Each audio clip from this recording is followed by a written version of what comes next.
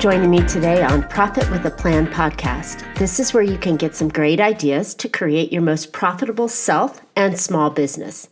Just so you know, financial planning isn't only for those that have a lot of money or run big companies. A workable financial plan is for us everyday small business owners and professionals that want to keep more of our hard-earned money and make good financial decisions. Join me, Marcia Reiner, your certified financial planner and professional financial strategist, each Tuesday for some smart ideas that can add more profits to your bottom line. I am really passionate about working with successful business owners who are working their ass off every day. This may sound familiar to you, investing in everything they've got into their business only to feel that although they may be making good money, they don't have a lot to show for it. They're not sure if they'll be okay since they don't work for a big company with a big pension or retirement. They're self-employed after all, business owners. I help them gain clarity, certainty, and control over their money so that they can increase their profits and, more importantly, have more money that they take home each month. They no longer feel stressed out over their finances and can work on their business growth that will turn them into even more money. If you know of anybody that may be curious, share this podcast with them, or let's chat. They can book a brief call with me on my scheduler at calendly.com/marcia-16. So let's get on with today's podcast. In sight of President's Weekend or last weekend, President's Day, I'm going to talk all about leadership and how leadership can have an impact on your business, which down the road, good impact creates good profits, means more money for you. So what makes a good leader? What are some of the common traits that leaders have? Honesty and integrity is one. Inspiring others. Commitment and passion. I can't say a lot for that one. That's pretty common in my world. Being a good communicator, having decision-making capabilities, accountability, and even if you're a solopreneur, accountability to somebody, something, if it's not even to yourself, being able to delegate and empower, and having creativity and innovation.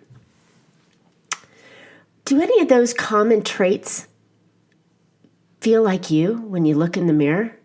Do you see those? Does any of your employees or joint venture partners think that of you? More importantly, do you think that of you? These are really important traits to have to be a good leader. So here are some common leadership styles. I've got 5 of them. Laissez-faire leadership, which describes a hands-off approach. This leader typically yields results because the leader does not supervise the employee. The decision-making is left solely to the employee with little or no guidance from leadership. These leaders will provide resources, but the employees are expected to diagnose and resolve the issues on their own. This can be really effective in situations where employees are both motivated and capable to work on their own with minimal direction from management. It's not always the best plan, but again, if you've got capable people that can do it on their own and you trust them and hire them for that reason, then it's not a bad play. The next style of leadership is autocratic, and this leader exercises control over all decisions and allows very little input from their employee. While it may sound like a recipe for disaster, the leadership style itself lends to a situation where quick, decisive action is warranted and there's little time for debate.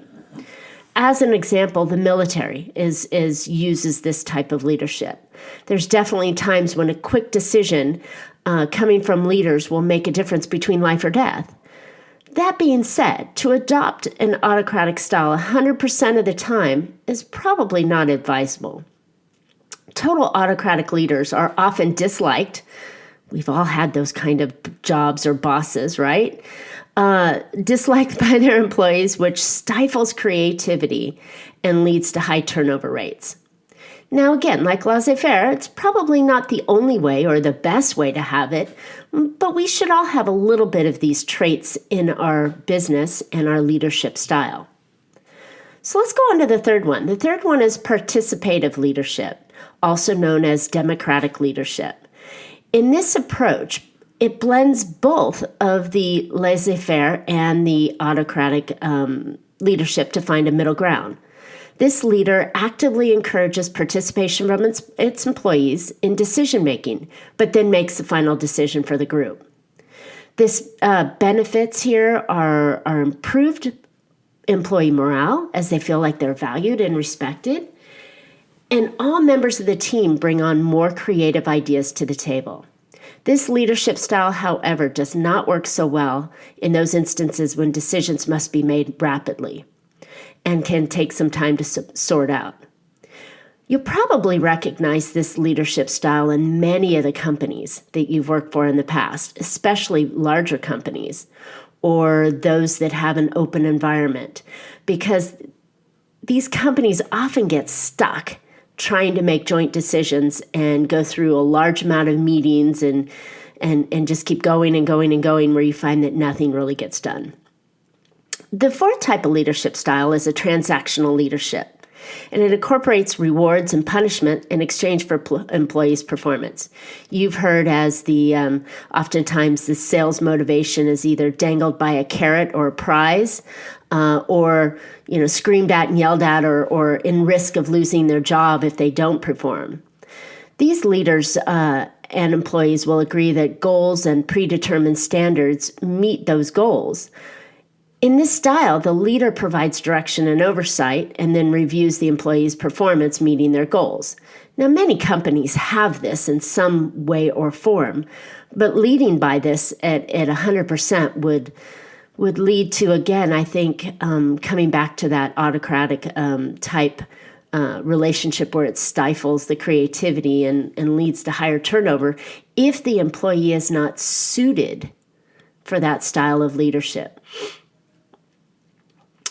This style of leadership is also more passive and doesn't encourage out-of-the-box thinking, right? We were just talking about having creativity. So these last four leadership styles have been very traditional: the laissez-faire, the autocratic, the participative, and the transactional. But I'm here to also introduce you to a fifth type of leadership called transformational. These leaders create a vision for their employees and communicate it often. These leaders identify the need for change and then become that agent for change through inspiration and motivation. This leadership style will also typically improve the employee's morale, promote inclusion within the group. The transformational leader is a role model for their employees and strives to understand their strengths and weaknesses in order to enable them to do their best.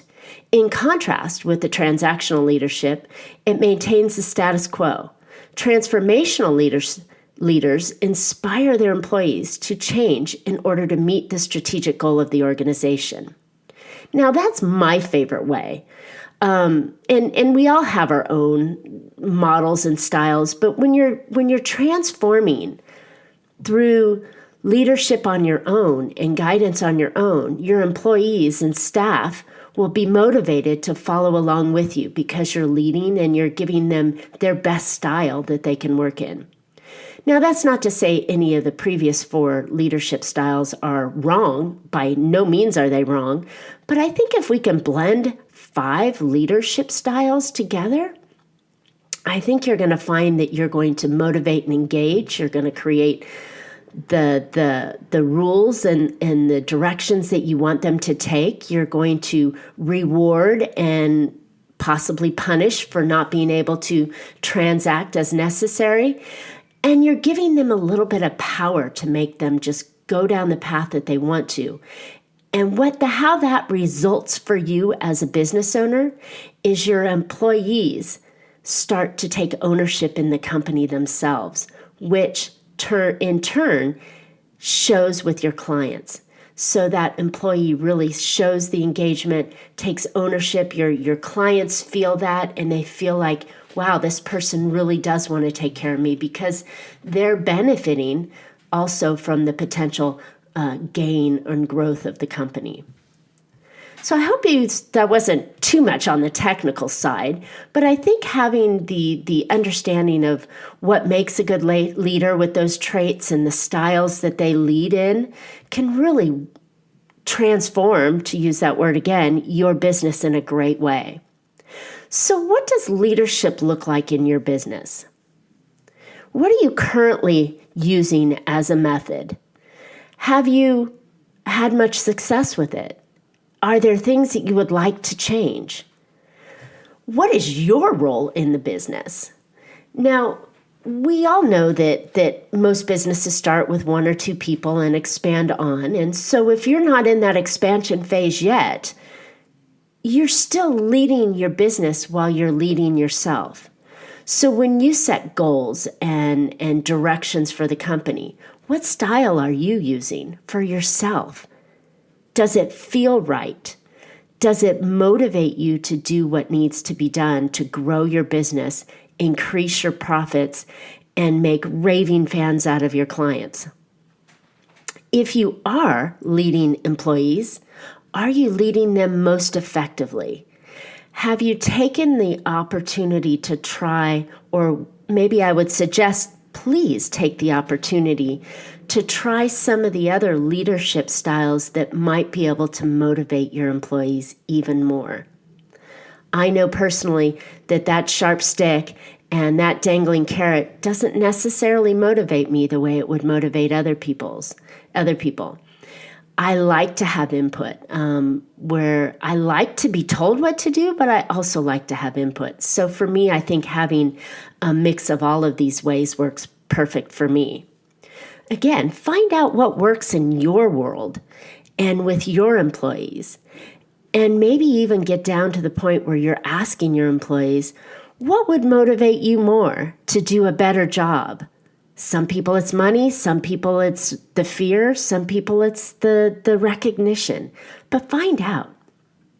I think you'll have a much more profitable company. You'll create longer lasting employees, which results in less turnover, less hiring time, less ramping up time, and you'll get so much more from them that your clients will feel it as well.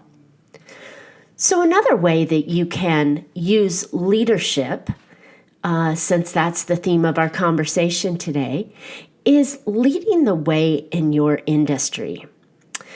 There are ways for you to create innovative products or services that can lead the way in your industry. As in my industry, I feel like I'm leading the way because I have gone outside the traditional financial advisory role and financial planning role of just saying, okay, client, here's the money. What do you want to do with it? Here's how we can get that working for you, and here's the rate of return for it. I've expanded that to work with small business owners and helping them achieve more profits by taking all of my skills and experiences to share with you as a business owner in ways that you can increase your profitability and make great financial decisions. It's still financial planning. It may not necessarily be on the stock and bond side. So as you can see, I'm taking innovation in my field to step out and do something different and lead the way. Another way is using your expertise as leadership. Being incredibly expert or an expert at your service. If you are an attorney, you're the best attorney at business planning or the best attorney at family and marriage. Maybe you're the best bankruptcy attorney out there. Whatever that niche is that you do, you own that space. You're the best person in there, and everybody gets to learn that you are the best, that you are the expert, and you are the go-to person. That's leadership. You're leading the industry in that role. And by doing that, you can use those traits and you can use those leadership styles to increase your expert status. Another way of leading the way in your industry is through mentorship or training the next generation of people coming up.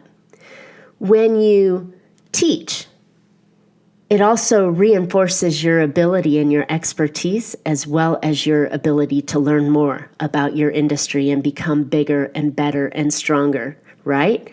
So consider leading the way with a mentorship and training the next generation coming up, an intern, someone who you can provide a transformational life for them because you're giving them all of your knowledge and base, and maybe they're helping you grow your business at the same time. And being a mentor requires very valuable leadership skills. See, it's all kind of coming back. I know you thought I was crazy, a financial planner talking about leadership, but it does make good points. So another way that you can use your leadership in your business is leading clients to you, right? Okay, we all grow our business and we need to have clients coming our way. How does our marketing message extend the fact that you're a leader in the industry, that you're an expert in what you do, and that you can help them because you're the best? Most clients will pay more for the best. So when you're the best at what you do, you can set a price tag that says you're the best. Now, you have to support that with value and being the best, but clients appreciate that. And the way that you market to them and educate them and explore with them the methods that you use and your expertise level, that could lead clients back to you by being the expert in your industry. Another way you can lead clients is through your sales cycle. So if you're not selling, it's just a hobby. As one of my dear friends, Diana, says, if you're not selling, it's just a hobby. So you have to sell. You have to sell your expertise. You have to sell your product or service. And you lead your clients through that sales cycle. And you do it by having the traits of a salesperson, right? We're inspiring and we're communicating and we have our honesty and integrity. We should be very committed and passionate to our product and service, right? We have creativity and innovation because we're stepping there and we're leading the way as the expert in our product. And we're doing that through our sales cycle. We're communicating those values in our sales cycle by using different ways to lead the client through the sales system.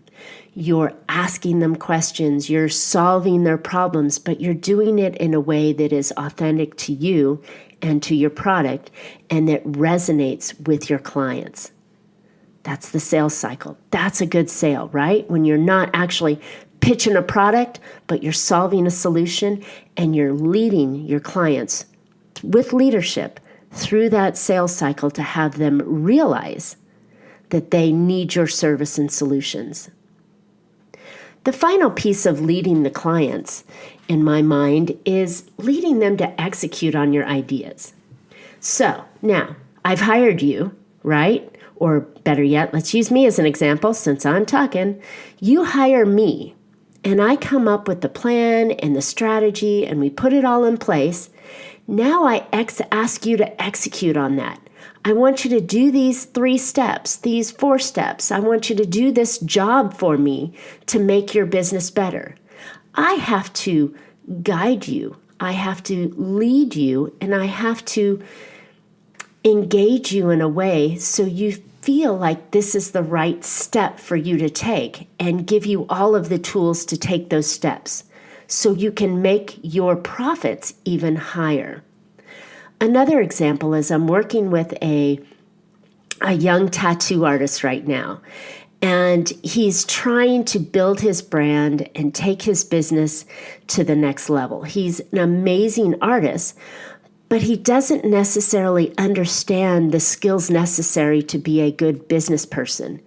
He's kind of a little strong on personality, and he wants to train young guys to come up under his system, under his tutelage. So I'm asking him to do things that are outside of his comfort zone. But I need him to execute on those ideas. I need him to believe that these ideas will take him to the next place where he wants to go. He wants to open his own shop eventually. He wants to work less and still make a good income. So all of these steps that I'm teaching him, I need him to execute on those ideas. So I'm leading him, I'm selling him on the ideas that he needs to execute on to improve his situation. So leadership comes in many different forms, as you can see, and most of them are essential for you to stand out as a leader and become the expert in the industry, which will, again, lead to more clients and profits.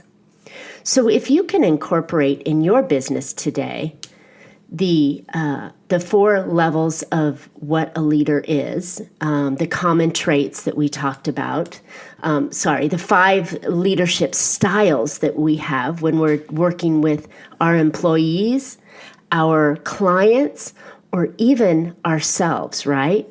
And so putting those leadership styles back in place.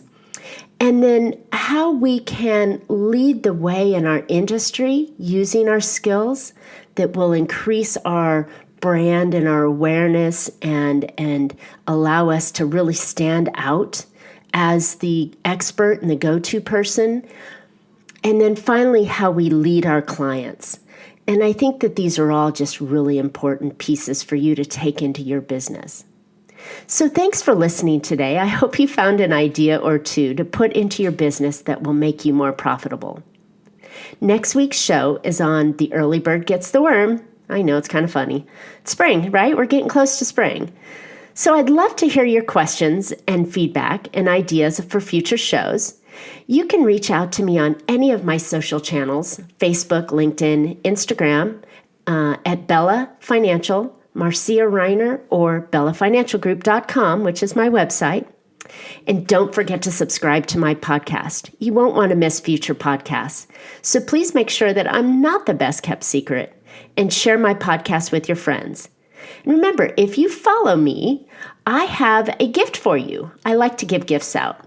So my gift this month is actually a workbook, and it's called Get Financially Organized. And so reach out to me at any of my podcast information, or if you want to hit me up right here, you can respond to my podcast and say, yeah, I want the workbook. I'll be more than happy to send it your way. So let's see. Remember to follow me, and you can catch Profit with a Plan podcast on any of your favorite podcast players, Podbean, iTunes, iHeart, Google Play, and Stitches. So looking forward to more profitable information on next week's show. And until then, make your plans and profit with it.